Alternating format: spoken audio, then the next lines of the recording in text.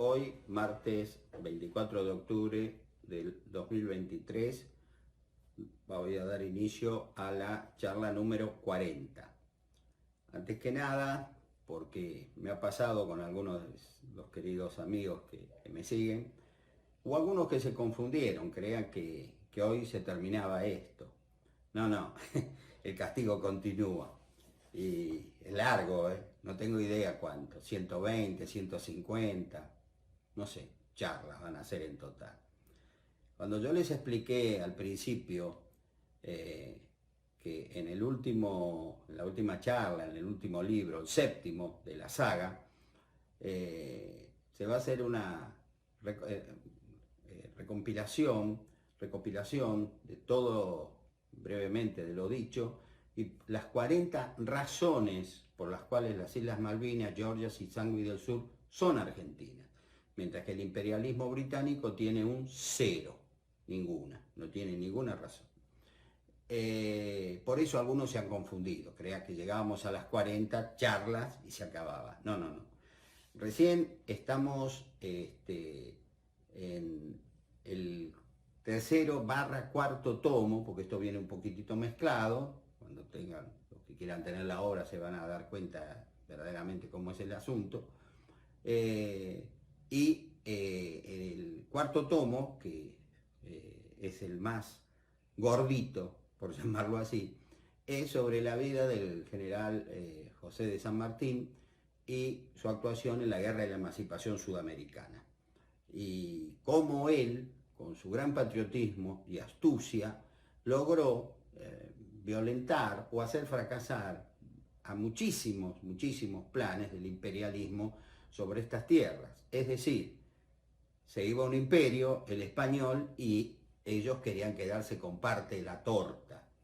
Pero recordemos siempre que San Martín se condujo en su vida, yo creo que ya viniendo desde España, adoptó una frase de su gran amigo, el general Manuel Belgrano. Los criollos queremos al amo viejo o a ninguno. Y tanto Belgrano, San Martín, Güemes, Brown y tantos patriotas querían a ninguno. O sea, querían nuestra independencia verdaderamente. No pasar de ser una posesión española, porque no fuimos colonias, fuimos una posesión, a formar parte de ser una colonia, en este caso sí, del Imperio Británico. Aclarado ese punto, les digo, espero que me sigan teniendo paciencia, que falta muchísimo, ustedes no tienen idea. Yo ya estoy trabajando en el quinto tomo, estoy en la guerra con el Brasil, y el quinto tomo empieza en la guerra con el Brasil en 1825 y termina en 1870 al finalizar la guerra del Paraguay. Fíjense todo lo que hay de importante en este quinto tomo, entre ellos la pérdida de las Islas Malvinas, la primera usurpación, digamos, que se produjo el 3 de enero de 1833. La segunda fue en 1982. Bueno, aclarado el tema, ahora vamos a pasar a contar cómo fue el combate de San Lorenzo. Sobre el combate de San Lorenzo últimamente han aparecido, así en mensajes de teléfono, algunas versiones que sinceramente no sé qué buscan, porque para mí, qué sé yo, un vaso de agua es un vaso de agua, no querramos transformarlo en cosas que... Hubo un hombre que fue un gran granadero, que ya con el tiempo ustedes lo van a conocer más. Yo creo que fue, para mí, es mi opinión, no quiere decir que haya sido cierta, que sea la valedera, perdón. Yo creo que San Martín, al permitirle a este jovencito, porque era muy pibe cuando lo tuvo en el regimiento, hacer las cosas que hizo, con gran simpatía y gran admiración al Libertador, yo creo que fue un poco el hijo varón que él no tuvo. Un divino caradura, un desfachatado fantástico, gran hombre, pero que tenía su beta especial. Y me estoy refiriendo al coronel Manuel de Olazábal. Yo sé que esto lo va a ver un un querido amigo mío, Gonzalo Pereira Olazábal, y creo que me va a permitir esta licencia. Y por qué no, hasta una sonrisa. Porque tu abuelito Gonzalo era algo especial. Bueno, no solo fue un gran soldado, no fue un hombre valiente, sino que gracias a Dios tuvo la gran idea, ya siendo un hombre mayor, de escribir una obra, varios temas escribió sobre las campañas sanmartinianas, y escribió uno que se denomina Episodios de la Guerra de la Independencia, en la cual él, con una pluma brillante como la tenía, con una claridad y una simpatía, uno lo lee a Olazábal y a uno le encanta, dice, lástima que no escribió mal. Y Olazábal, para mí, escribió el mejor relato sobre el combate de San Lorenzo, en el cual él no estuvo, él no combatió. ¿Qué hizo Olazábal? Le preguntó a muchos de sus amigos granaderos, que sí estuvieron y combatieron, cómo fue el combate. Y del cotejo de diferentes fuentes que estuvieron ahí, ¿no?, en el lugar, Olazábal escribió lo que para mí es la mejor versión sobre el combate de San Lorenzo. Yo, como tenemos tiempo, hoy se lo quiero dedicar al combate de San Lorenzo, que ya sabemos que fue presenciado, que casualmente estaba este hombre por ahí, por un súbdito de su graciosa majestad, ¿se acuerdan que ya lo mencioné en la charla pasada? Y sin más preámbulos voy a decirlo. Y después voy a explicar por qué quise hacer todo este detalle. Bueno, como dije, voy a empezar a leer lo que escribió el señor coronel Manuel de Olazábal en la obra precedentemente mencionada. El crepúsculo del día 3 de febrero de 1813 principiaba a iluminar el horizonte. San Martín, dejando a los granaderos de la misma manera que habían pasado la noche, formados pie a tierra con el mayor silencio y brida en mano, subió al campanario del convento de San Carlos con su anteojo, era un catalejo, digamos, ¿no?, un largavista, que era de fabricación inglesa, tenía 4 tubos, 3 de bronce y el mayor de bronce y madera, el que se encastraban uno dentro del otro. Era acromático, es decir, que podía ser utilizado tanto de día como de noche. Estaba todavía la penumbra, estaba amaneciendo.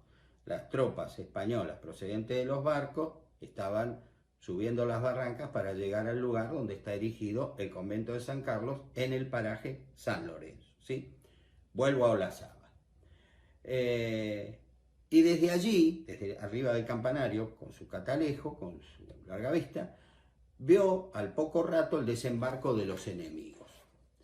Efectuado este, subieron a la planicie en 2 pequeñas columnas paralelas, bandera y 2 piezas de artillería a vanguardia, y se dirigieron hacia el convento. En el acto descendió San Martín de la torre y corrió a poner a la cabeza de sus soldados, que por primera vez recibirían el sahumerio de la pólvora y el estrago de la metralla, para adquirir un timbre de gloria para la patria y para ellos, aquel renombre con que son admirados hasta el Ecuador los granaderos a caballo. Dio el mando del primer escuadrón al capitán más antiguo, don Justo Bermúdez, dejando el segundo a sus inmediatas órdenes. Enseguida dijo a ese oficial: «Capitán Bermúdez, en el centro de las columnas enemigas nos encontraremos y daré a usted órdenes». Los enemigos se aproximaban al convento, y fue entonces que, saliendo los granaderos de la posición que los ocultaba, que estaban atrás, digamos, del convento, cargaron con una bravura digna de los mejores soldados del mundo. Por un momento los españoles quedaron absortos con la presencia de los patriotas, pero instantáneamente rompieron los fuegos, perfectamente nutridos, y se dispusieron a disputar la victoria, vendiendo caras sus vidas. La carga de los granaderos fue simultánea y denodada. El choque hizo retemblar el terreno. El ruido de las armas, el humo y la polvareda oscurecieron por un momento a aquellos guerreros que pisaban el dintel de la muerte. Las columnas españolas se desorganizaron un tanto, formando en masa sobre las últimas mitades y poniéndose en retirada hacia el puerto bajo un fuego mortífero. Largo tiempo hacía que ambos combatientes, puede decirse, estaban luchando hombre a hombre, a tal extremo que el valiente alférez, don Hipólito Bullard, tendió en el suelo de una feroz cuchillada al abanderado realista, tomándole la bandera que con el mayor coraje defendió hasta exhalar el último aliento. San Martín, que al frente de su escuadrón llegó a las bocas de los fusiles enemigos, recibió una descarga de fusilería y cañón que tendió muerto su caballo tomándolo debajo por una pierna. El comandante Zavala se acercó a él y notando que era un jefe, le tiró varios sablazos, los que apenas pudo parar no obstante la posición en que estaba tendido en el suelo, pero uno de ellos le hirió en el rostro. En ese momento un soldado enemigo iba a traspasar a San Martín con la bayoneta, cuando el valiente granadero Baigorria, puntano, lo levantó en la lanza, salvando así a su jefe. San Martín estaba en inminente peligro de perder su vida. Entonces, el héroe, incomparable soldado Juan Bautista Cabral, correntino, tirándose en medio de aquella matanza y confusión, corre sable en mano hacia su jefe y tomándole de la pierna que tenía libre y defendiéndose al mismo tiempo de los que trataban de ultimarlo, consigue sacarlo de debajo del caballo. Pero instantáneamente 2 balazos recibidos en el pecho lo tendieron sobre su jefe gritando: ¡Viva la patria! Muero contento de haber batido al enemigo. Así dejó de existir aquel denodado correntino, salvando al guerrero que más tarde fue la admiración de América. San Martín, herido, a pie y un tanto desorientado porque su cabeza golpeó con el suelo, ve al alférez, en realidad era teniente, ¿no? Esta es una corrección mía, don Manuel Escalada, su ayudante en comisión, y le grita: reúna usted el regimiento y vayan a morir. Durante esa peripecia, el arrejado capitán Bermúdez había simultáneamente taladrado con su pequeño escuadrón la columna derecha enemiga para reunirse a su jefe y recibir sus órdenes, según le había prevenido aquel al comenzar la carga. Los enemigos, desconcertados en su mayor parte, se retiraban con precipitación, haciendo la mayor resistencia y protegidos los fuegos de los buques, hasta llegar al borde de la barranca, en donde el intrépido teniente don Manuel Díaz Vélez, en la furia de su caballo, en que iba sableando y no pudo contener, cayó herido de bala en la frente, barranca abajo, y fue hecho prisionero. Los realistas se reembarcaron, dejando 60 muertos y 14 prisioneros, de ellos 12 heridos, y como el trofeo, la bandera que el bravo Bullard había arrancado con la vida al esforzado abanderado español, 40 fusiles y 4 bayonetas. Los granaderos sufrieron la pérdida, dice Olazábal, de 15 muertos y heridos. De los primeros fueron 2 porteños, 2 correntinos, 3 puntanos, 2 riojanos, 2 cordobeses, 1 oriental, 1 santiagueño, 1 chileno y 1 francés.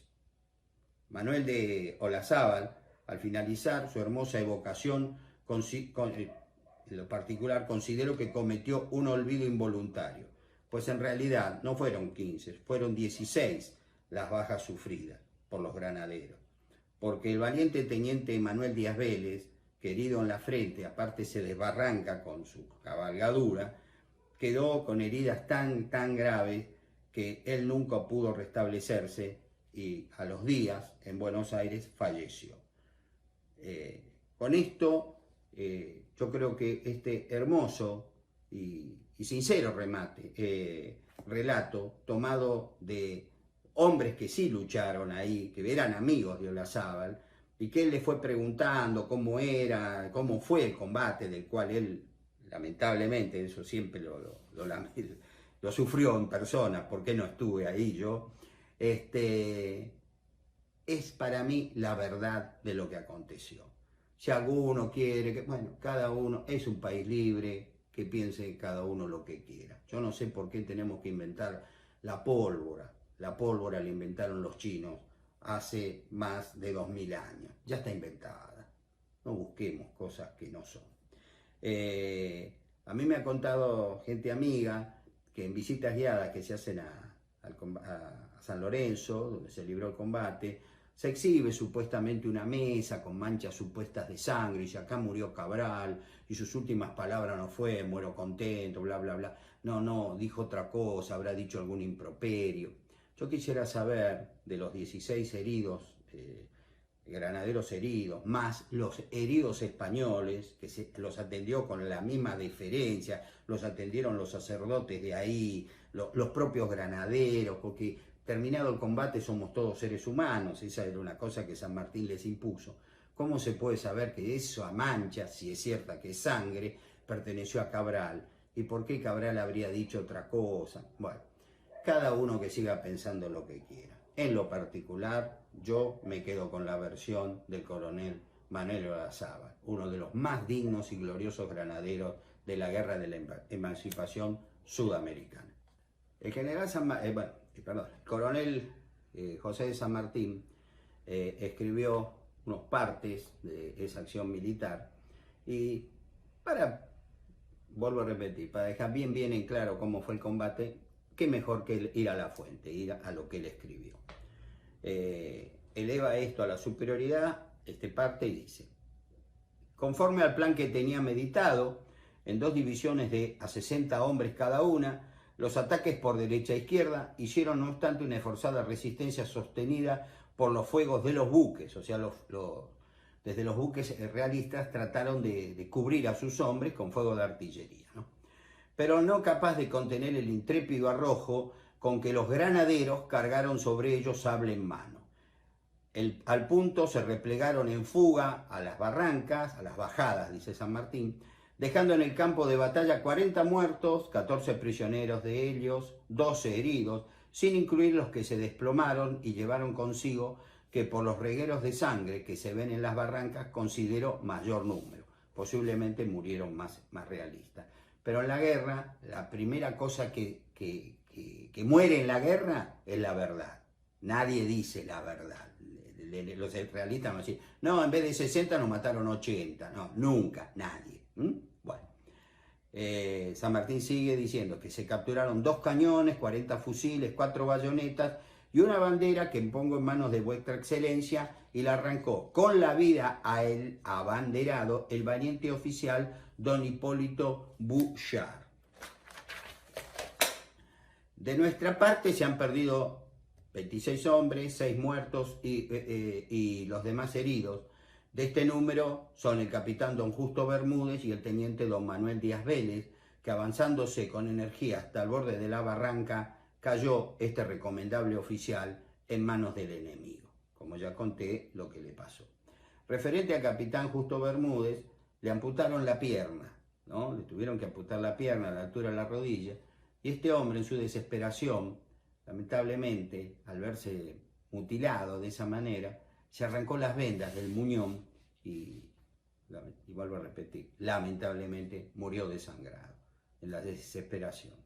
El capitán Bermúdez había nacido en la actual República Oriental del Uruguay, que en ese entonces éramos todo uno, las Provincias Unidas del Río de la Plata.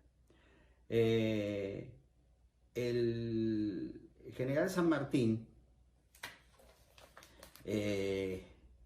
con esta demostración cabal de lo bueno que era su regimiento, va a retornar a Buenos Aires y, por supuesto, va a ser objeto de un recibimiento cuasi apoteótico, ¿no? Porque cuando se cuenta lo que ha sucedido, bueno, enlutado nada más, por supuesto, por las bajas, y trayendo en un carromato al teniente Díaz Vélez, que pobrecito nunca se pudo recuperar y va a fallecer días más tarde.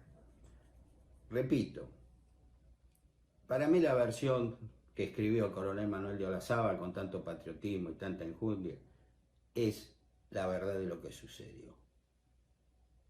Y les digo a mis queridos amigos, el que quiera pensar otra cosa, y bueno, piénsenlo, no hay ningún tipo de problema, no hay problema sobre el particular. Sobre la bandera capturada, que capturó, discúlpenme, Bouchard, que va luego a pasar a la historia como el un gran marino que va a dar la vuelta al mundo en una nave llamada la Argentina y que vuelve a servir a orden del general San Martín cuando el Ejército Libertador parte al Perú. Era una bandera coronela, se le decía, con vivas a Fernando VII, era una bandera de la ciudad de Montevideo. Yo les quiero aclarar que con este triunfo, acuérdense que los españoles salieron de Montevideo en barco para ir a buscar comida, fundamentalmente fueron a eso,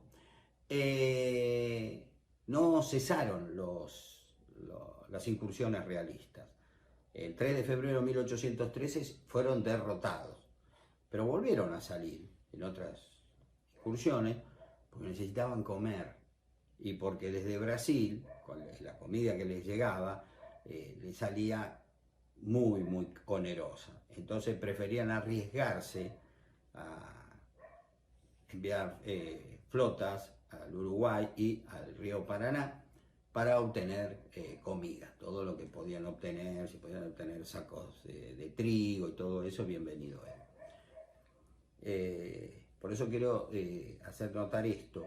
San Martín, con su victoria, no logra anular que los realistas sigan buscando comida, pero sí que en ese encuentro que él tuvo con ellos, en el bautismo de fuego del glorioso regimiento de granaderos a caballo, fue una victoria aplastante. Sin embargo, como la verdad es lo primero que muere en una guerra, los realistas, pese a ser derrotados, volvieron a Montevideo y el comandante Zavala, que era el jefe de la escuadra española, prácticamente dijo otra cosa. Por poco dice, los corrimos hasta Buenos Aires, ¿no? En la guerra el enemigo nunca va a decir la verdad, jamás, ¿no? Para no desmoralizar a su gente y para seguir manteniéndose en pie. Va a pasar el año, San Martín va a seguir incorporando granaderos a su regimiento y el prestigio que van teniendo esa unidad hace que prácticamente las familias más pudientes se vayan disputando que sus hijos, como yo conté la anécdota del futuro general Juan Galo de la Valle, ingresen al mismo, ¿no es cierto? Ustedes fíjense que hoy, en el 2023, ha cambiado tanto, lamentablemente, la mentalidad de nuestra sociedad, que creo que hoy los padres tratarían por todos los medios que sus hijos no ingresaran a una unidad militar para ir a pelear por la patria. Era otra época, eran otras costumbres, como decían los romanos, o mores, ¿no? O tiempos, en fin. Debió haber sido hermoso vivir en esos años y tener, por supuesto, tan en claro la cosa que se estaba gestando, el nacimiento de la patria. Hoy día estamos muy confundidos y verdaderamente en un preocupante dilema. En fin. El coronel San Martín, con el prestigio obtenido, vuelvo a repetir, en el combate de San Lorenzo, va a ser visto por las autoridades surgidas, y gracias entre ellos a su colaboración en la revolución del 8 de octubre de 1812, el segundo triunvirato, con mucho detenimiento. El 31 de enero de 1813 se instala en Buenos Aires la llamada Asamblea General Constituyente de las Provincias Unidas del Río de la Plata, que nosotros históricamente conocemos como la Asamblea del año 13. Esta asamblea, muy influenciada por la logia Lautaro, de la que San Martín, Alvear, Álvarez y otros más han creado en Buenos Aires, que no fue masónica, eso lo quiero aclarar, era política nada más, secreta sí, con ritos, sí, pero no masónica, va a influir todo este nuevo movimiento hacia nuestra independencia en la Asamblea General Constituyente. Lamentablemente la misma va a ser copada por un hombre muy ambicioso, Carlos de Alvear, que le va a dar un sesgo muy particular. El general San Martín dejó de gozar de su simpatía y su amistad, si alguna vez la tuvo, porque lógicamente luego del triunfo obtenido por sus granaderos en San Lorenzo, con sus granaderos en San Lorenzo, era una cosa peligrosa para él, para sus futuros planes. Tal es así que Alvear va a presidir la Asamblea del año 13 y de a poco se va a ir transformando por la influencia de su familia, porque ya lo comenté, una familia muy rica, en la persona más influyente. Y San Martín es una persona para él, porque sabe de sus logros, de sus laureles, digamos, una persona que no la quiero por acá. La oportunidad la va a tener cuando, como yo ya lo expliqué, el general Belgrano, comandante del Ejército Auxiliar del Perú, que salvó a la patria de su desaparición, lo considero así, en septiembre de 1812, con el triunfo de Tucumán, luego el 20 de febrero de 1813 el triunfo de Salta, pero luego van a venir las sucesivas derrotas de Vilcapugio y Ayohuma, el 1 de octubre de 1814 y el 17 de noviembre del mismo año, por lo cual a Belgrano hay que reemplazarlo en el mando y juzgarlo. Alvear,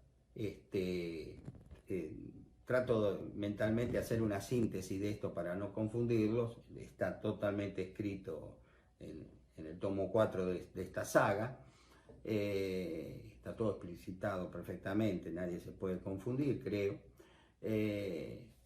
Había logrado la captura, la caída de Montevideo, porque logró ser nombrado comandante de ese ejército. Pero eso hizo que él no fuera al norte, y entonces el que va al norte es el general San Martín, el coronel mayor ahora, coronel mayor José de San Martín. Entonces, el coronel mayor José de San Martín se lo comisiona para que vaya a reemplazar a Belgrano. Me imagino con una gran alegría de Alvear. Bueno, al fin me lo saqué de encima. Fue una relación de amor y odio. Yo quiero ser el número 1, decía Alvear. Es peligroso tenerlo acá. Me lo saco de encima en Buenos Aires, donde se cocina todo. San Martín había conocido, estando en Buenos Aires, a un oficial salteño que el general Belgrano había enviado aquí conduciendo prisioneros de las batallas de Tucumán y Salta. Y este hombre era un teniente coronel llamado Martín Miguel de Güemes. San Martín, cuando lo conoce, prácticamente se hacen amigos. Güemes le pide por favor que quiere volver allá al norte a pelear. Y bueno, San Martín ve en él algo especial, era un gran conocedor de hombres, digamos, y le va a proponer hacer una guerra que él la denominaba la guerra de partidarios, que nosotros la conocemos como la guerra gaucha, la guerra de guerrillas. Yo ya le dije que el guerrillero nace en España luchando contra las fuerzas imperiales napoleónicas, y el que quizás sin quererlo le dio ese nombre fue el propio Napoleón, cuando, denostando la actuación de los irregulares que atacaban a sus tropas, le dijo la petite guerre, la pequeña guerra, y a esos hombres que atacaban para él cobardemente a sus tropas, no le dio el nombre de guerreros, sino guerrilleros, algo que no... Bueno. Se equivocó Napoleón en esa, la verdad que no la vio venir. San Martín, mientras va marchando con el ejército, con su fuerza para reemplazar a Belgrano, va hablando con Güemes, porque lo ve un hombre muy conocedor, un hombre que sabía que tenía ascendencia en el gauchaje, allá en Salta, pese a que era un hombre muy, muy rico. Y bueno, cuando se encuentran con el general Belgrano, cerca de la posta de Yatasto, bueno, se saludan, San Martín le pide órdenes, un general, era un coronel. Y bueno, Güemes, que había tenido algún problema que no voy a explicar acá, problema personal con Belgrano, cuando lo ve junto a San Martín, y bueno, lo saluda y después volvieron a ser amigos. San Martín, el encuentro fue tan simpático entre estos dos hombres, pese a la incomodidad de uno que viene a reemplazar al otro, porque Belgrano le dice: enterado que viene usted, por favor vuele, venga lo más rápido que pueda, porque Belgrano dice: yo soy abogado, especialista en economía, no soy militar, usted sí es militar, necesitamos un hombre como usted. Y San Martín, ante tanta decencia, digamos, intelectual de Belgrano, al confesarle esto, no lo conocía a Belgrano, pero le había tomado un gran cariño y un gran respeto, cosa que siguió hasta el fin de sus días. El general San Martín lo consideró uno de los más grandes hombres de la Revolución Argentina. Yo, que no soy nadie, coincido plenamente con el padre de la patria, en ese concepto sobre Belgrano. La cuestión que hasta hubo un paisano del lugar que había pescado un ejemplar muy, muy importante de un dorado, y bueno, yo en la obra cuento cómo se preparó ese pescado, lo comieron y según lo leí hace muchos años, eso se llamaba, quedó ahí en la impronta del lugar, el dorado a la San Martín, que la receta está en la obra. No voy a contar la receta, no hay tiempo. Se encuentran en Salta, bueno, van bajando, pues se tienen que retirar. El general Joaquín de la Pezuela, que ha vencido en Vilcapugio de Ayohuma, tiene un ejército muy, muy superior a ellos, más de 4.000 hombres, armados hasta los dientes, y proveído permanentemente en forma logística desde el Virreinato del Perú. Estaba muy cerca su base de aprovisionamiento. Mientras que la nuestra era un desastre, porque toda venía desde Buenos Aires, a Salta hay una distancia muy, muy larga. La cuestión que al final llegan a Tucumán. San Martín es renuente a tomar el mando, no porque Belgrano se oponga a que lo reemplace, sino porque me parece una bajeza en definitiva. ¿Cómo? Ganó 2 batallas, Tucumán y Salta. Perdió Vilcapugio de Ayohuma y es lo peor que tenemos. No es así. Pero ustedes fíjense que en eso, lamentablemente, en esos lejanos tiempos también, se cumplía esa máxima que acuñó el gran Napoleón Bonaparte. La victoria tiene 1000 padres, la derrota es huérfana. Y lo mismo aconteció con Belgrano.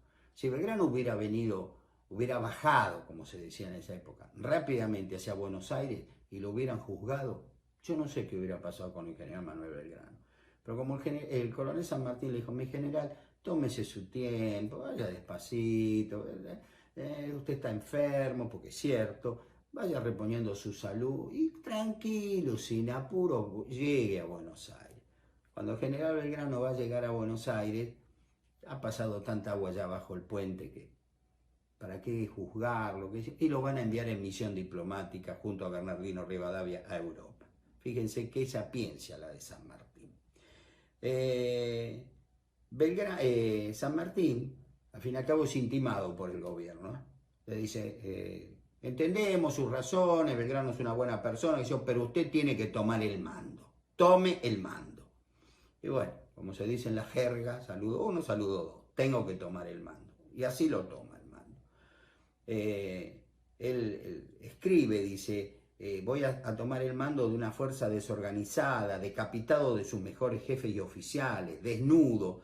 Era una masa informe e inerte, incapaz de hacer frente al enemigo. Pero le dicen: lo toma o lo toma. Acá no hay vuelta atrás. Y San Martín lo va a tomar. Y al hacerlo, la arenga, no voy a leer toda la arenga, la he transcrito, pero la primera parte dice: la subordinación y la ciega obediencia es el alma del sistema militar.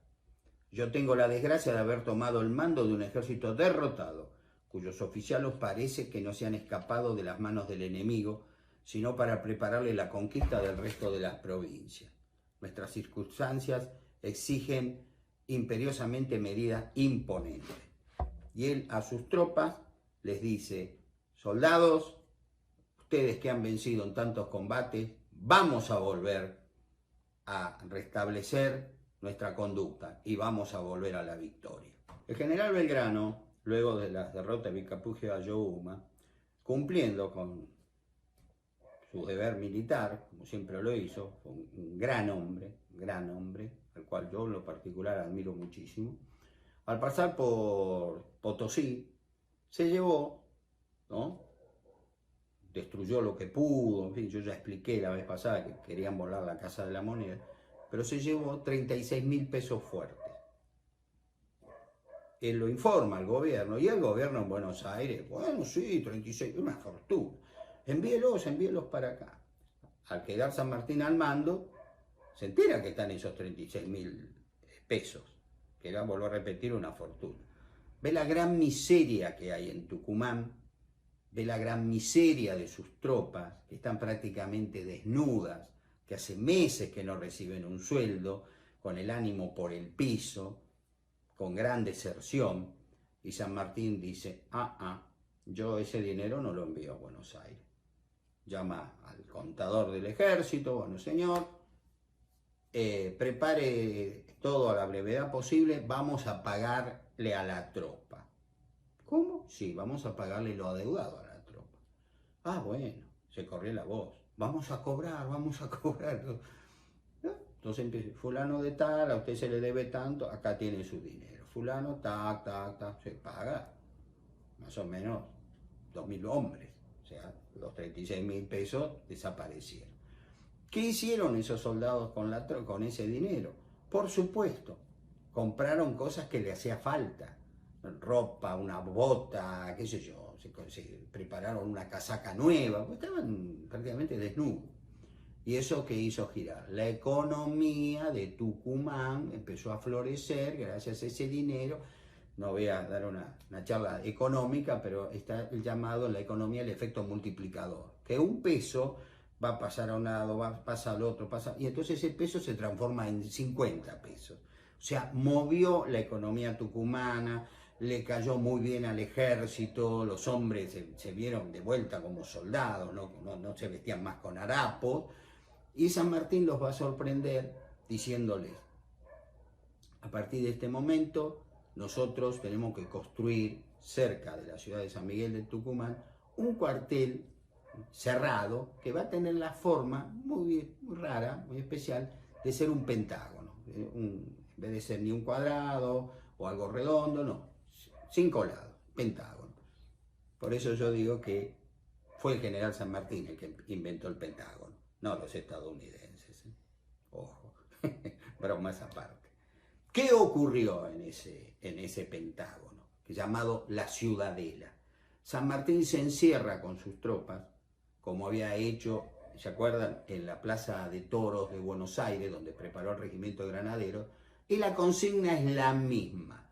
Lo que ocurre adentro del cuartel de la Ciudadela queda en el cuartel de la Ciudadela. ¿Sí? El general Joaquín de la Pezuela, pensando que no había nada ya que se le iba a oponer, pero como habían luchado Vilcapugio, Ayohuma, sus tropas también estaban cansadas, se fue tomando su tiempo para llegar. Él va a ocupar la ciudad de Salta y de ahí para abajo no va a seguir.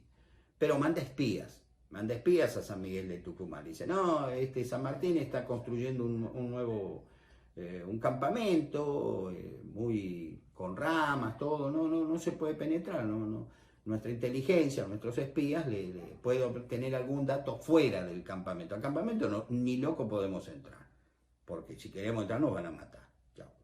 Entonces San Martín, ahí adentro, va a crear, al decir del general Bartolomé Mitre, un gran historiador sanmartiniano, va a realizar operaciones de inteligencia que él la denomina operaciones fantasmagóricas.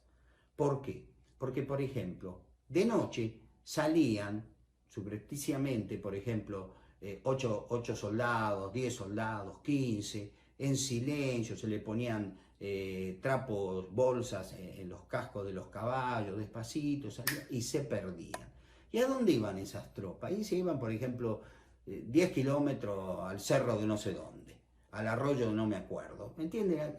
Y ahí llegaban estos 5, llegaban 10, llegaban 15, y se iba haciendo una suma, vamos a poner 100, ¿no? Estos 100 que habían salido en distintas noches, cuando más o menos llegaban al número de 100, 120, ¿no? Volvían en pleno día haciendo un barullo impresionante, qué sé yo, y entonces los espías realistas decían, ¿y estos quiénes son? Ah, son los refuerzos que están viniendo del interior, de Buenos Aires, de Mendoza, ¿no? Todo. Ah, claro, y los españoles miraban ahí, pim, pim, pim, entraban 100, 120, y después todas las noches salían dos de pequeños grupos, después volvían. Con eso, Pezuela llegó a pensar que San Martín prácticamente lo equiparaba, que tenía 4.000, como tengo yo, y por eso se cuidó de avanzar. Por supuesto, no era ningún tonto, sabían ya quién era San Martín, la foja de servicio, digamos, de San Martín. Ojo, con San Martín, este no es un improvisado general, aunque fuera coronel, este sabe pelear, y peleó muy bien. Sabían que San Martín era bueno porque peleó 27 años dentro del ejército realista español. Así que San Martín, con todo eso, lo fue parando. Y a su vez empezó a actuar tras las líneas enemigas dos grupos guerrilleros. Uno al mando de Martín Miguel de Güemes en Salta, que era el que estaba en el sur, y otro que estaba al noreste, en la sierra, en la zona de Santa Cruz de la Sierra. Esta guerrilla, esta guerra gaucha que se hace en el actual territorio boliviano, repito, en el noreste de las fuerzas de Joaquín de la Pezuela, eran comandadas por el coronel Juan Antonio Álvarez de Arenales. Junto a él estaba el teniente coronel Ignacio Warnes, Aniceto Padilla y su esposa, una mujer muy célebre, una gran patriota, llamada Juana Azurduy, que fue a quien, por su valor, el general Belgrano habría nombrado teniente coronel del ejército argentino. Hace unos años, en fin, por esas cosas que estamos viviendo en esta Argentina tan extraña, se decretó como una especie de ascenso a la generala Juana Azurduy. Yo quiero sinceramente, como lo manifesté en su momento en alguna conferencia, mi estupor. Juana Azurduy, que combatió valientemente luego de la muerte de su esposo, quedó en la actual República de Bolivia. Cuando se declara la independencia de Bolivia, Juana Azurduy pasó a ser una ciudadana boliviana. Perdió todo contacto con la República Argentina, la cual nosotros honramos en la Guerra de la Independencia. Luego, el final triste de ella, la miseria y todo, escapa a la responsabilidad de Argentina. Y por supuesto, menos podemos ascenderla al grado de generala, que no existe, existe el grado de general, porque no es una palabra que tiene dos femenino y masculino, salvo el juego con el cubilete y los dados, ¿no? Juana Azurduy fue teniente coronel del ejército argentino. Fue una gran mujer, una valiente patriota, que luego quedó en un país que se va a crear en 1825, al cual ya me voy a explicar en su momento. Bueno, con esto doy por finalizada esta charla, un poco extensa, un poco extraña, si se me permite, y en la próxima ya nos vamos acercando al momento que el general San Martín, al momento de su gloria máxima, cuando él va a ser nombrado gobernador de Cuyo y va a preparar el glorioso ejército de los Andes para liberar Chile y luego el Perú. Tengan ustedes muy buenas tardes. Muchísimas gracias por su atención.